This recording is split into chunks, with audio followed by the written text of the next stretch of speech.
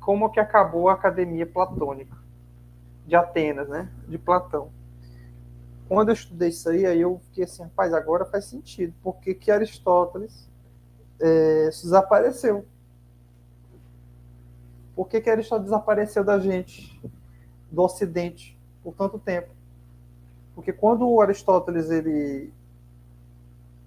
a obra dele vai ficar toda praticamente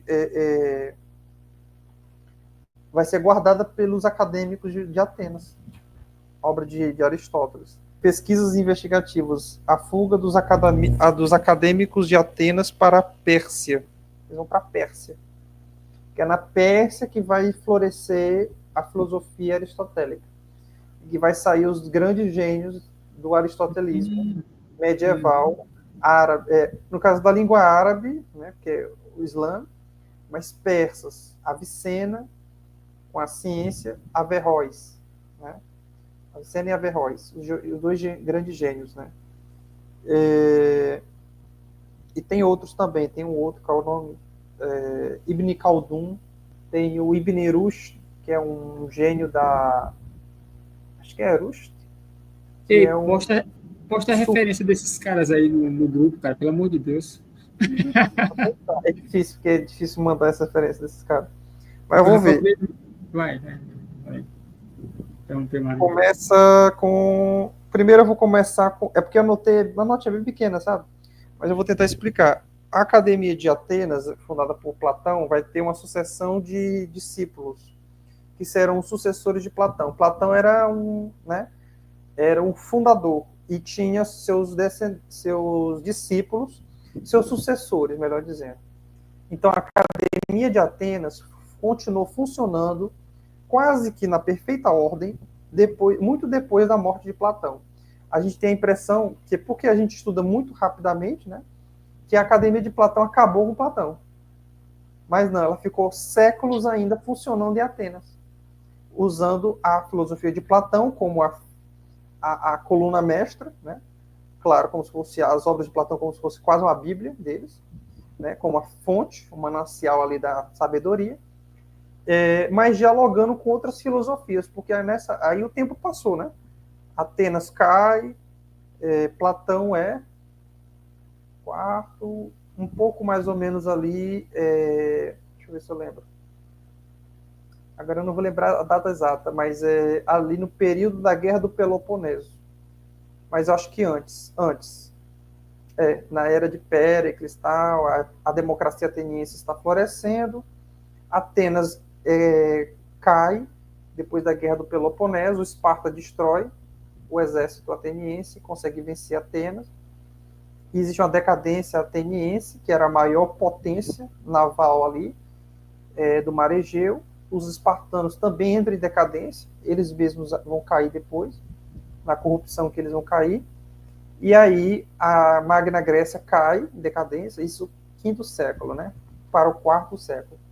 No quarto século, os macedônios conquistam a Magna Grécia, liderados por Alexandre Magno, que aí é discípulo de Aristóteles. Então aí está falando, quando está falando de Platão, ele está falando ali do mais ou menos final, metade do século VI para o quinto século antes de Cristo.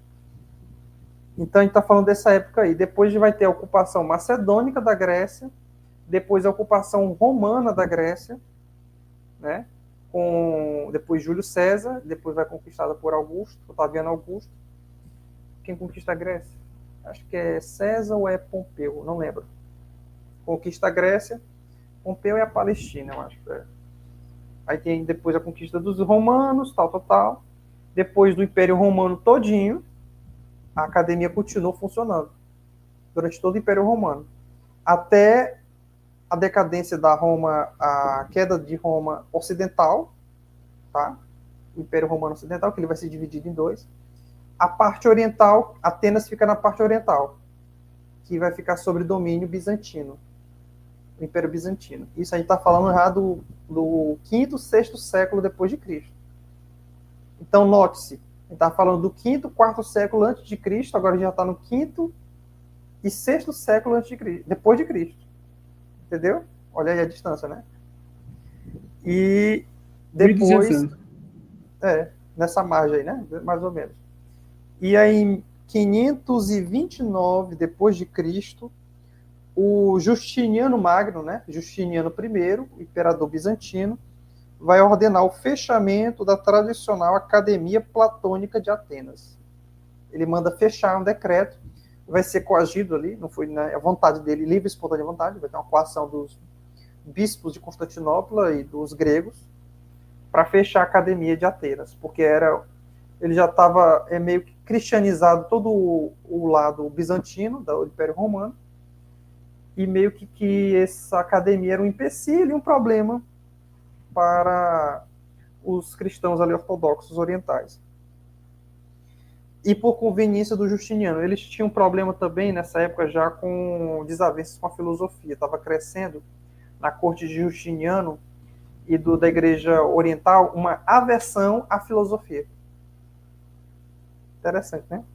Tem uns colegas nossos ortodoxos aí que, né, tem um probleminha com filosofia, que é a questão de explicar pela luz natural da razão as coisas, né? Vem desde esse tempo aí. Eles são contra o helenismo. Eles começaram a ter uma cultura contra o helenismo filosófico e começaram a pensar mais no cristianismo, uma filosofia cristã, e rejeitar mais essas bases pagãs, digamos assim, né? Do Platão, no caso. E do Aristóteles, que já estava no bojo. O Aristóteles era um discípulo dos vários que tinha o Platão. Ele não era como considerado o maior, que tinha superado o mestre. Era mais um dos vários discípulos de Platão. Ele não assumiu a academia, né? Não assumiu. Paralelo, né? Aí, desse tempo do Platão, aí depois teve uma sequência que tem alguns nomes, olha, tem o Espeusipo, que vai suceder diretamente o Platão, depois vai ter o Xenócrates, vai ter o Polemon, que vai suceder o Xenócrates, o Crates, depois vem o Acerzilau, depois do Acerzilau vai ser o Carneades, depois do Carneades vai ser o Antíloco, depois do Antíloco vai assumir Plotino, que aí vai vir o Plotino, né? Com o neoplatonismo. Ele vai inaugurar a nova tendência. Porque conforme o Império Romano vai avançando, a academia vai se cada vez mais caindo no helenismo que foi plantado lá pelo Alexandre Magno, que é você pegar a base grega e misturar com todas as tradições orientais. Aí veio tradição oriental a rodo para a Grécia. E a academia foi absorvendo aquilo. Então, começa com Plotino a ideia de sistematizar, criar, na verdade, transformar a filosofia, toda a filosofia do Platão em um sistema religioso, que é o neoplatonismo. É quase um sistema religioso de Platão, do platonismo, originalmente. Depois do Plotino vem o Porfírio, que vai ser um dos maiores polemistas contra o cristianismo, inclusive. Santo Agostinho tem uns textos falando dele, que vai ser considerado, segundo Santo Agostinho, o mais inteligente dos pagãos anticristãos. Os textos deles eram mais difíceis de refutar. Do Porfírio, autor do Isagog, que é um sistema excelente das ciências, tal, dos princípios da lógica. Ele vai meio que aperfeiçoar muita coisa que estava já em Aristóteles, o Porfírio. Depois do Porfírio tem o Amélio, e por fim também tem o Damácio. O Damácio. Damácio que vai ser, eu acho que eu não sei se essa sequência é de todos, mas provavelmente seja o último líder da Academia de Platão, Damácio. Aí em 529, no século VI, Justiniano manda fechar a academia e expulsar todos os filósofos da academia. Fecha e vai todo mundo embora. Pega as malas. Pega suas trouxas. E vão para a Pérsia. Olha aí. Só que eles não vão sozinhos, né? Eles levam todos os livros da biblioteca da academia. Essa foi uma cagada, né? Aí explica o fato de essa ressurreição ter surgido lá no século XII, XIII, né? Aristóteles foi parar na Pérsia. E toda a obra, não só dele, mas de toda a academia de Platão, da produção feita durante todo esse tempo, foi transportada para lá, né? Ficou algumas coisinhas, para não dizer que foi tudo para lá, na Grécia, porque um pessoal espalhou. E tinha cópias, né? Por exemplo, no Monte Athos, os monges guardavam manuscritos. Diferente não eram, na verdade, com a corte palaciana, lá de Justiniano, eles preservavam. Eles tinham o mesmo carisma dos monges beneditinos. Nós vamos preservar esses documentos históricos, tal, da intelectualidade, que podemos aprender alguma coisa com eles. E foram sábios nisso. E pelo valor que aquilo tem, sabe? Eles consideravam aquilo como valor mesmo em si. Mesmo eles considerando aquilo não inferior ao evangelho, claro, a revelação, aos escritos dos santos, tal. Mas diferente do... Eles copiavam também, tal, mas eles eram diferentes dos beneditinos, que os beneditinos estudavam, copiavam e aperfeiçoavam, né? Aprimoravam. Aplicavam aquilo na educação, inclusive. Os beneditinos no Ocidente, né? Com os textos antigos. Que muitos, né, saiu da Grécia e iam para lá. E aí, só que o maior problema foi com Aristóteles, porque o que tinha de Aristóteles, porque eu estou falando de Platão e de outros, que estava espalhado. Tinha outras regiões que tinha, e conseguiu salvar, chegou no Ocidente, tal, foi muito bem recebido, tal, a Igreja Ocidental. Mas Aristóteles foi um problema, que aí foi levado para a Pérsia. E aí só tinha, para não dizer que não tinha nada, fragmento de alguma coisa desse tal de Aristóteles, que era um discípulo de Platão, em algumas regiões dali, da Grécia, do mundo romano. Mas o grosso da obra dele estava na Pérsia, porque os acadêmicos de Atenas, os gregos, vão para a Pérsia, se exilar lá, e vão fundar lá as escolas gregas, de academia, helenismo e tal. Então a Pérsia ela vai ser um centro de conhecimento muito grande aí. Olha só, século V. Então eles já iam para lá, nesse tempo que a gente está falando aqui do pós-Império Parto, os Sassânidas, tal. Que tinha aquela cultura ainda em torno do zoroatrismo, sabe? Não era Islã, pré-islâmico. A Pérsia pré-islâmica é zoroatrista. Aquele questão do maniqueísmo e tal. O Islã só surgiu no século VI, né? Século VII. Século VII, né? Que aqui é século VI, 529. Fim da academia. Século VII, 630, 32, 33, vai surgir o Islã na Arábia.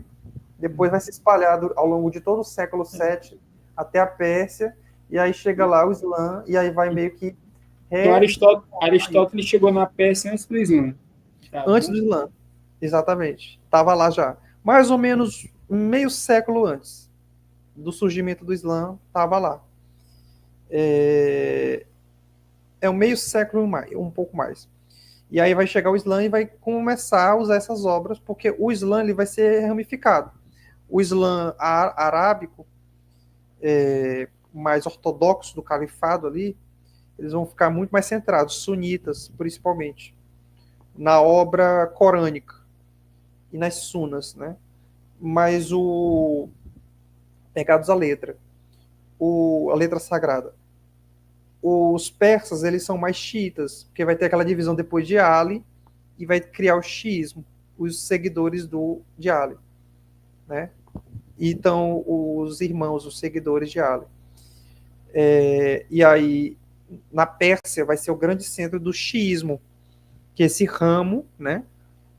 Que é essa divisão original do Islã, sunitas e xiitas. E a Pérsia vai ser o coração do xiismo até hoje. A maior população xiita no mundo está no Irã, que é a Pérsia. Então lá, e eles vão ser mais abertos. Os xiitas são mais ecumênicos, nesse sentido, para o estudo de outras fontes pagãs, diálogo com outras coisas, tal.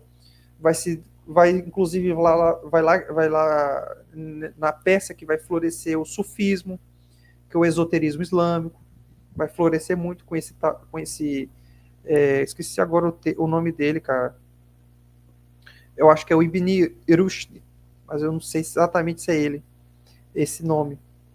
Caramba, tá no livro do Shuon, ele cita direto ele, direto, que é um mentor praticamente do sufismo islâmico. Não lembro o nome. Deve ser... o que foi degolado, não, né? Não, esse é outro. É outro. Mansur, alguma coisa assim. Que foi decapitado por dizer que era lá, alguma coisa assim. Se identificava com a divindade já. Ele já tinha chegado a um nível de acesso tão grande que ele começou a falar assim, né? Então, o sufismo vai se desenvolver, porque a gente tem que pensar assim, né? Não é aquele pessoal mais fundamentalista da Arábia, é o pessoal do xiismo tal, que tem o zoroatrismo como antecedente, uma religião muito forte, que meio que continua viva depois na Pérsia. Eles vão permitir ainda a existência do zoroatrismo. E aí tem o cristianismo, tá? Aí tem um monte de coisa. E aí assim, entendeu? A história vai. Aí isso é século VII. Aí Aristóteles só vai aparecer com textos árabes, né? Escrita árabe, no Ocidente, já ali mais ou menos no século XII. Né? Finalzinho do XI para o XII. Mas no século XII já tem textos do Aristóteles. Providência divina para poder cair nas mãos do doutor Angélico, né? Exatamente. Aí vão transitando, né? Principalmente depois das rotas muçulmanas, tal. A gente está falando também já no começo das cruzadas. Vai abrir muitas rotas, as cruzadas que vão desbravar muita coisa. Vão abrir rotas de contato que foram rompidas com o Islã. As cruzadas foram importantes para isso também, para abrir acesso ao Oriente. E a riqueza que tinha no Oriente entrar com mais força no Ocidente. E aí vai ter uma rede de contatos islâmicos. E aí outra coisa. Isso aqui que é o top. Olha as eventualidades da história, né? A gente está falando de uma margem de tempo, né? Do século VI, VII, depois século VII, VIII, IX, X, século XI, XII, já depois do ano 1000, XII, né? XIII século, né? Que aí o século de Santo Tomás de Aquino, século XIII. Né? Então, olha o tempo aí, né? Que aí teve aquela reformulação no Islã e vai depois chegar, graças às cruzadas e o acesso ao Oriente, no Ocidente. E aí você vai ter um acesso pelo mundo grego, que o Islã vai ter contato, quando eles conquistarem muitas das terras dos bizantinos. O mundo grego vai meio que cair nas mãos já de novo do Islã. E depois, com acesso ao norte, pela Alemanha. No caso, a Alemanha está falando, né? Sacro Império Romano Germânico. O Sacro Império Romano Germânico, no tempo das Cruzadas, está falando de século XIII. Vai ser... ele vai trair a cristandade, principalmente por causa do Frederico II, que vai ser um imperador que vai ser apóstata, vai se apostatar da fé. E ele vai se aliar aos muçulmanos, olha só, no tempo das cruzadas. Imperador germânico, romano-germânico. Ele vai se aliar aos muçulmanos e vai fazer com que tenha uma migração de muçulmanos para o Sacro Império Romano-Germânico. No século XIII, geralmente de milicianos, mercenários. E vai dar esse acesso. E ele vai receber na corte dele pensadores árabes. No caso, árabes, estou falando de persas e outros. Deus só permite o mal quando pode tirar desse mal um bem, né? Maior, né? Exatamente. E aí ele vai acolhendo, acolhendo. Aí olha a coincidência, século XIII. O Sacro Império Romano Germânico compreendia todos os territórios da Germânia, de todos os estados germânicos, a Áustria e Itália. Parte da Itália em fronteira com os territórios do Papa, né? Aí já estamos falando aí território de São Tomás, Itália, que é os territórios do... E esse imperador vai mandar também muita influência muçulmana para esse território, que vai ser um período de grande crise. Esse imperador vai ser excomungado pelo Papa, vai receber sua excomunhão, mas aí ele vai contribuir de certa forma, né, por causa disso. Esse acesso também na França vai ganhar força a influência do Islã pelos intelectuais. Agora esse aqui que é o mais top. Incrível, né? Porque isso século XIII, estou falando de século XII e XIII. O século XII já estava entrando obras de Aristóteles, tá? Mas eu estou falando no século XIII porque a influência islâmica se intensificou mais ainda, por causa do Frederico II. Mas no século XII, um século antes, mais ou menos ali, já estava entrando obras, né, de pensadores, principalmente nas universidades católicas e na Universidade de Colônia, né? E depois, no século XIII, continuou essa intensificação de obras. O Islã, séculos XII e XIII, estavam investindo numa ocupação. Isso aqui é sensacional. Quando eu falo disso, eu falo, gente, não tem nada de novo, gente. Não tem nada de novo, pelo amor de Deus. Isso aqui é incrível. O Islã já estava investido numa ocupação intelectual da Europa. Não por espada, mas por intelectual. Por mentes. Nossa, show de bola, né? Com a pena, não por espada. Pelos textos dos árabes. Pelos filósofos e pensadores. Para entrar na mente dos cristãos e corromper a doutrina católica. E aí, o estopim vai ser quando vai entrar, principalmente a Universidade de Paris, Colônia, e também na Itália, nas universidades católicas. Né? Vai ter alguns focos em outros lugares, mas principalmente nesse meio aí. E o Islã vai crescer muito, principalmente a linha teológica do averroísmo, que alguns cristãos vão começar a comprar a ideia do Averroes, que é o grande comentador muçulmano de Aristóteles, que São Tomás vai citar, inclusive, várias vezes, né? O comentador, que vai ser grande, o título que ele vai ser consagrado ali naquele período. O tamanho e autoridade que ele já tinha, que São Tomás era obrigado a citá-lo, o comentador. Sim, porque era a obra de Aristóteles veiculada por eles. Né? Depois é que tinha que ser traduzido, depois que teve um trabalho, um esforço enorme de traduzir para o latim as obras de Aristóteles nas universidades. Esforço esse que já estava sendo feito no tempo de São Alberto Magno, né? Professor de São Tomás, né, em Colônia. E foi professor, acho que, porque Paris também, São Tomás foi para Paris e teve um problema lá e voltou. Porque Paris foi o grande epicentro do averroísmo. Com o tempo cresceu muito mais, no século XIII, em Paris, na Sorbonne. E aí Colônia também teve, mas de forma benéfica, São Alberto Magno pegou Aristóteles e organizou direitinho, deixou tudo limpo, tirou a mácula averroísta, e tão tal que preparou São Tomás de Aquino tão bem, né? Mostrando o discernimento cristão exato das coisas, né? Sem se encantar pela interpretação islâmica, mas uma interpretação autenticamente católica de Aristóteles. Né? O papel de Santo Alberto foi fundamental. Né? Fundamental, que preparou o discípulo e organizou a obra ali.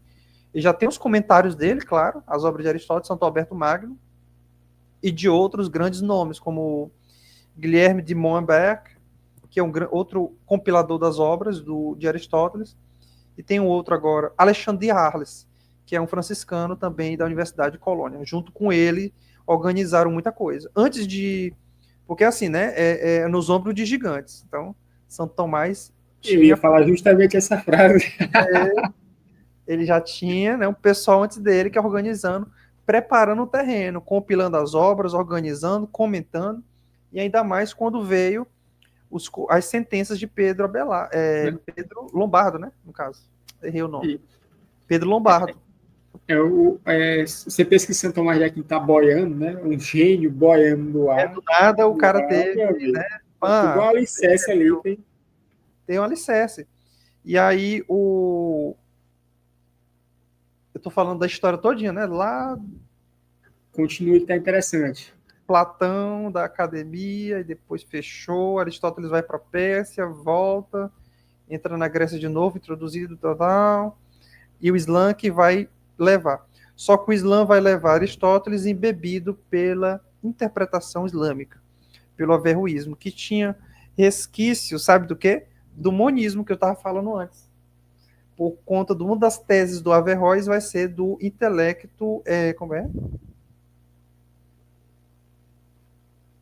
Esqueci o termo correto. Sobre o intelecto. Que todos nós compartilhamos de uma espécie de... uma mesma substância. Que vem de Alá, tal, toda aquela coisa. Que somos conectados a Alá, tal. E aí ele vai meio que misturar isso. Caramba, eu tinha aqui os termos, eu vou procurar. Eu já li sobre isso, mas eu não tenho segurança de falar, eu também não lembro muito. Eu tenho um texto aqui sobre a decadência da Universidade Católica, da intelectualidade católica. Porque, assim, vai ser uma briga, gente, de cachorro grande nessa época.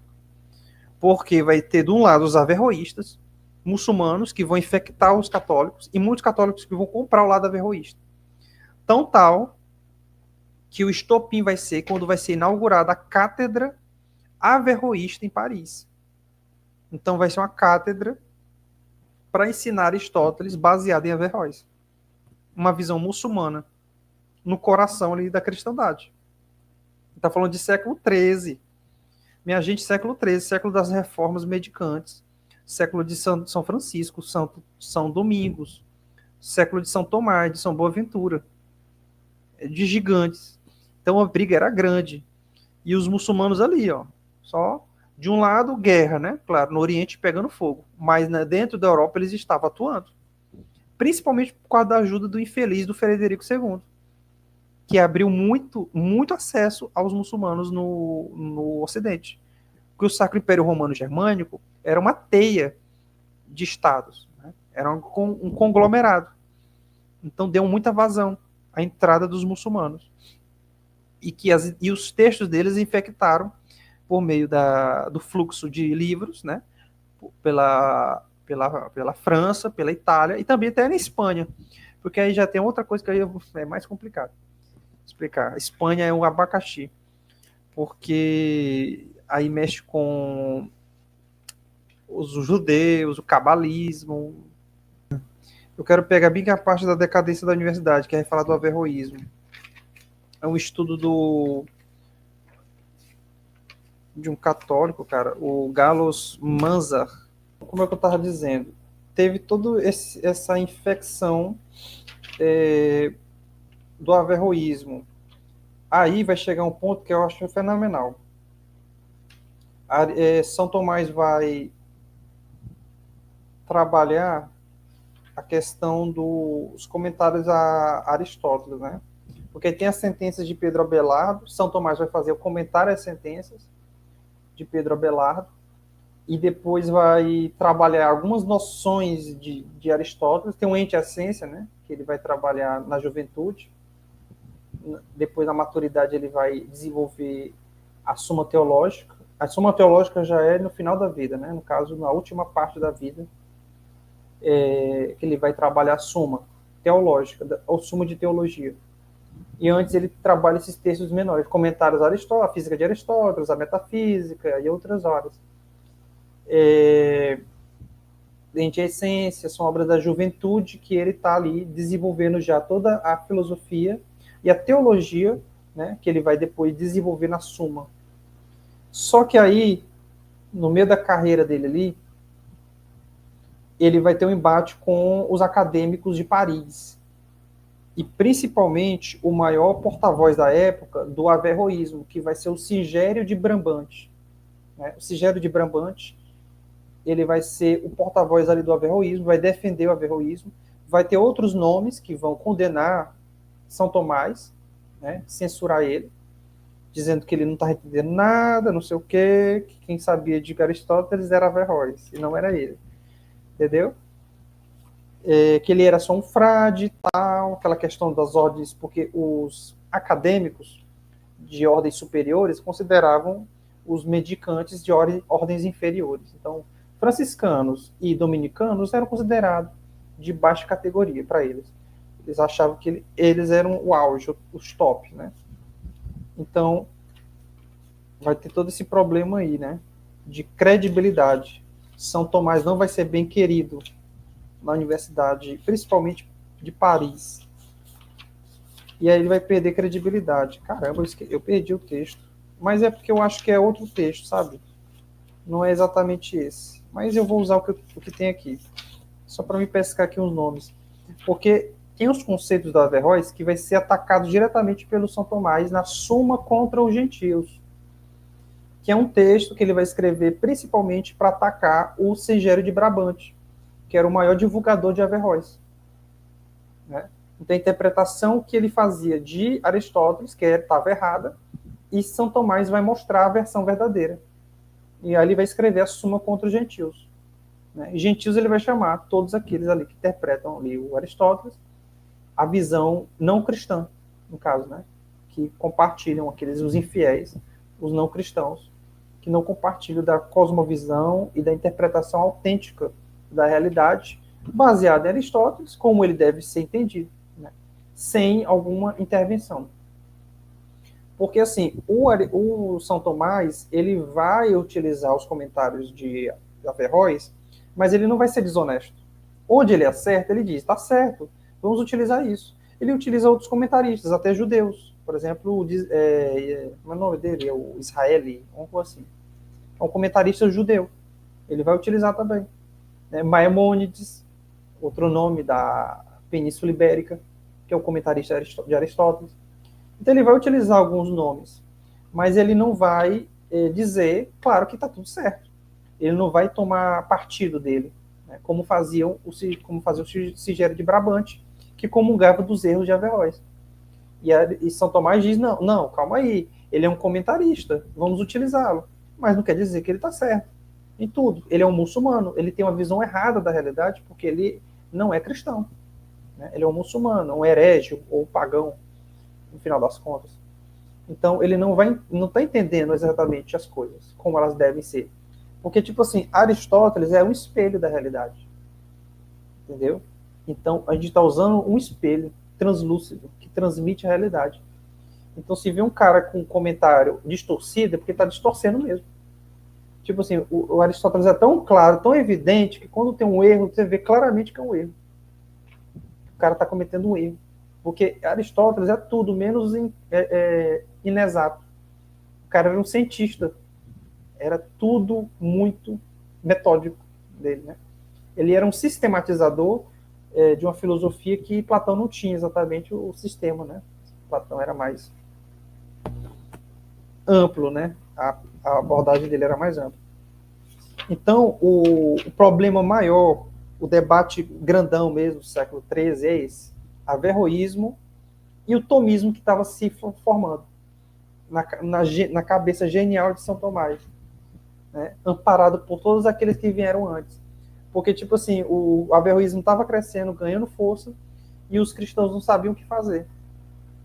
Por exemplo, São Alberto Magno tentou de um jeito, outros estavam tentando, mas aí tinha que aparecer um gênio para resolver o problema. Ele era muito poderoso era mente muito poderosa para a mentalidade da época, né, dos cristãos da época. E aí eles conseguiram engolir o areia cara. Demais para o caminhão do pessoal. Aí tinha que surgir São Tomás. Agora, para e pensa, gente.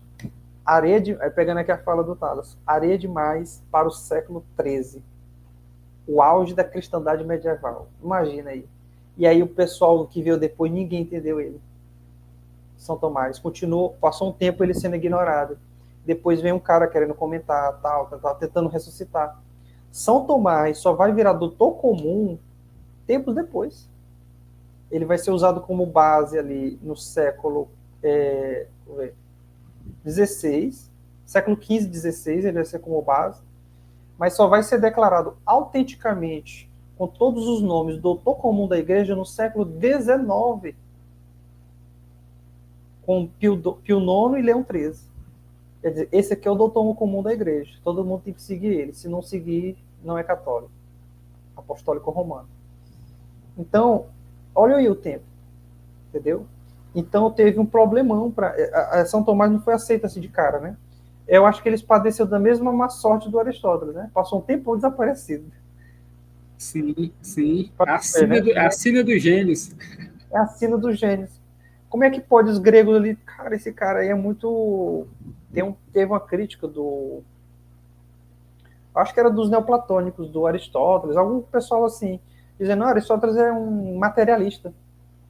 O cara ali não está chegando às ideias de Platão, não. Ele é um materialista, o cara quer estudar naturezas, essas coisas, tal, dos sensíveis e tal. Ele não está querendo ascender, não. Ele está muito no térreo. Entendeu? Não está entendendo o tamanho do cara. Tipo assim, meu irmão, ele está falando de tudo. É inferior. É inferior, não, eles têm que elevar o espiritual e tal. Esse é um problema do espiritualismo exagerado. Achar que tudo tem que ser só espiritual. O cara tem que ser só...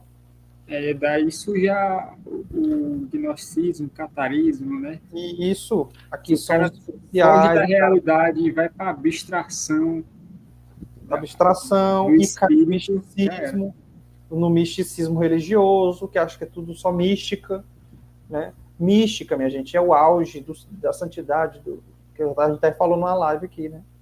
A mística é outra coisa, pô. É uma abertura do transcendente para aquele indivíduo. Ele tem acesso à realidade. E ele não consegue nem transmitir, ele tem que usar uma linguagem poética, que ele não consegue nem transmitir aquilo. Não simbólica, dá. Simbólica. É. Então, não é assim, não. Você não pode... o problema desses movimentos modernos espiritualistas. Eles querem que todo mundo vire místico. Tu vire místico. Não, vamos ser místicos. Todo mundo vai ser místico. A igreja dos místicos. Mas como é de onde é que você viu uma coisa dessa? Não tem como. Não tem parâmetro. Não é? Imagina só, todo mundo místico, todo mundo tem acesso às ideias e tal. E não precisa estudar mais, não. Estudar, se fosse estudar demais, você vai se afastar. É um discurso meio protestante também, né? Averroes tem, depois é melhor procurar. Ele vai ter 2 erros. Do intelecto, mas não, infelizmente não me corre bem o termo exato. Porque Aristóteles, assim, São Tomás ele vai dizer lá, principalmente na Suma contra os Gentios, e depois vai aplicar melhor ainda na Suma Teológica, né? O intelecto e sua variação. Do que é o intelecto, nas suas, digamos assim, modalidades, né? E aí, o que acontece? Isso aí é a crítica exatamente ao Averroes, porque o Averroes vai dizer que é uma coisa só. E pior, que nós compartilhamos de um mesmo intelecto. Entendeu? E aí vai entrar em contato com aquela questão da substância. Que vai ser uma confusão. E outra coisa, em decorrência disso, vai se gerar outro erro que os averroístas ventilavam, que é o da dupla verdade, que é duplex veritas, né, que vai ser utilizado na escolástica averroísta, né, medieval, que vai ser combatida por São Tomás, principalmente contra os gentios. E aí ele vai utilizar essa questão da dupla verdade, que é tipo assim, tem uma verdade lá em cima e aqui embaixo, mas as duas são verdades. É mais ou menos isso. É válido aqui uma, mas tem lá a outra em cima, nas ideias, no céu, no transcendente, uma verdade, mas aqui a outra. E elas são meio que equivalentes, mas são diferentes. Não são exatamente concordantes. Porque existe essa divisão. Sensível, suprassensível, tal. Então ele vai meio que fazer uma ruptura também, nesse sentido, de duas verdades. E existem ocasiões que uma verdade se aplica e a outra, ou a outra. Então, mas só que existe uma única verdade, né? Então ele vai aplicar meio que um termo equívoco, né, para a verdade, né? Como se fosse duas acepções. Pudesse haver duas acepções de verdade, né, que são meio que contraditórias. Então, o averroísmo vai ser esse problema. E tem outros problemas, mas eu não estou lembrando aqui. Singelo de Brabante, averroísmo e outros. Aqui não tem o nome de todos. Esqueci agora o nome acho que é Pierre Dailly, que vai ser um outro cara que vai entrar no erro. O Jean Gerson também vai ventilar erros nessa época. E outros, né? Que são nomes aí que me fogem agora. Mas, infelizmente, eu não lembro desses termos do Averroes que estão errados. Que são termos que foram combatidos, sabe? Eu tinha anotado aqui, eu acho. Mas eu não vou encontrar tão cedo. E que São Tomás combateu.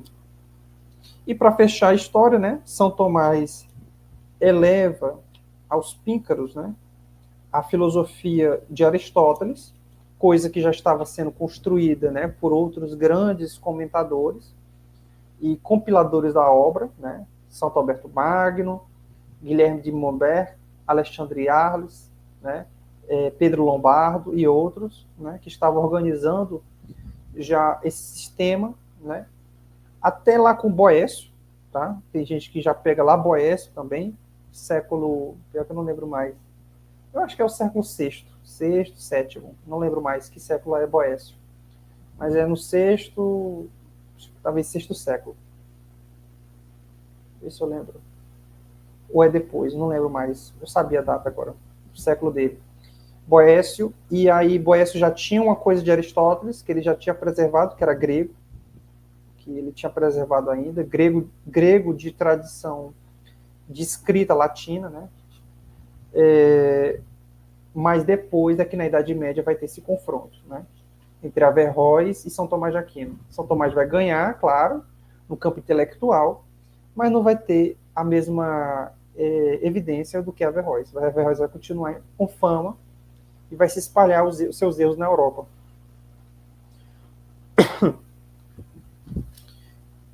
E aí, no século XIV, a gente tem a decadência da Universidade Católica. De vez. Vai entrar outros erros piores, gnósticos, inclusive, que vai acabar com a Universidade Católica, século XIV ainda. Que é no direito o legalismo, ou regalismo, né, do direito romano, que vai infectar o direito canônico, católico, eclesiástico, e também na teologia, na filosofia, com o nominalismo, corrupção escolástica, né, o nominalismo, e também o averroísmo, né, que vai ter também todo um problema aí, que vai se desenvolver aí também, né. Dizem que até os Dons Scotus teve esse problema do averroísmo, tá, mas eu não conheço exatamente. Porque, assim, Dons Scotus, ele era um bom cristão, mas quando ele ia aplicar a teologia dele que tinha problemas, faz-se essa divisão. Então, tal que ele é beato, né, considerado beato já pela igreja, e defendeu a Imaculada Conceição. Mas a filosofia dele, a base filosófica dele, teve problemas, muitos problemas. Grandes contribuições, eu cito aqui o princípio de individuação, mas que ele aperfeiçoou. Essa é a idade, né? Essa idade, exatamente. É a essência individual. Exatamente. Que ele tem um A a mais, sabe? Que contribui para São Tomás. Sim, já existia São Tomás, mas ele deu uma reformulada, melhor. E lógica, porque aí nessa época já estava se desenvolvendo a lógica como uma ciência aplicada. E também uma ciência paralela, independente, que vai crescer mais ainda no discípulo dele, o Guilherme de Ockham, que aí depois vai despertar o nominalismo, né? A questão da lógica analítica. Aí meio que vai ser considerado o pai fundador da lógica analítica. Então tem um estudo da lógica e a teologia. Então, nos estudos teológicos, quem ganhou espaço? Século XIV, né? Quem ganhou espaço? Os místicos. Aí veio o mestre Eckhart e seus discípulos. E também os outros da devócio moderna, que cresceram depois do século XV.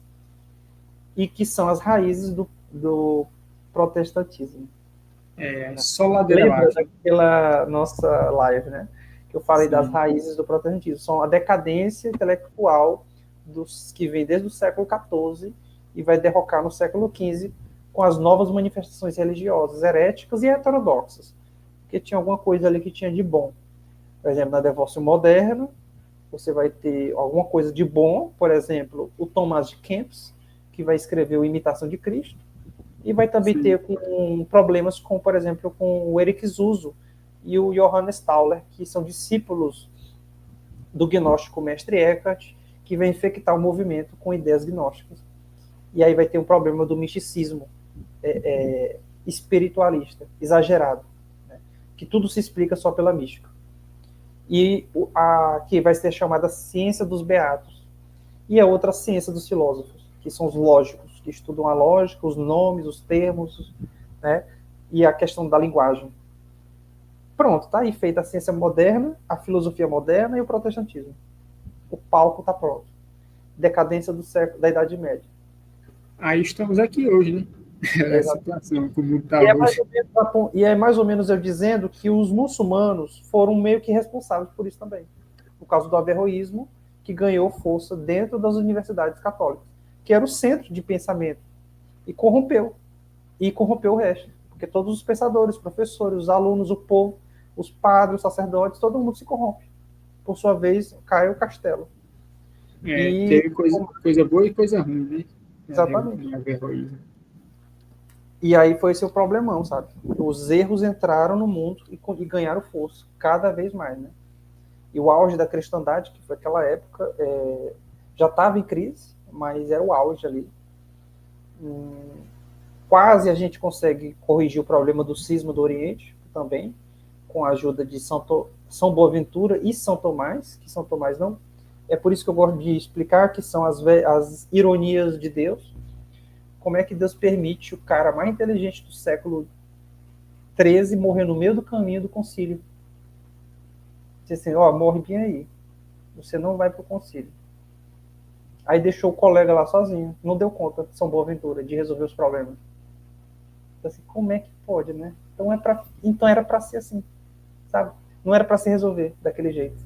Isso. É incrível isso, é maravilhoso. A história, às vezes a gente consegue entender, né? Deus atua de modo, às vezes, extraordinário. Que é para tirar um bem maior que a gente não entende, né? Pois é isso, né? Vamos encerrar aqui. Porque eu comecei falando da Academia de Platão, meu amigo. Foi lá, descambou lá, mas no final...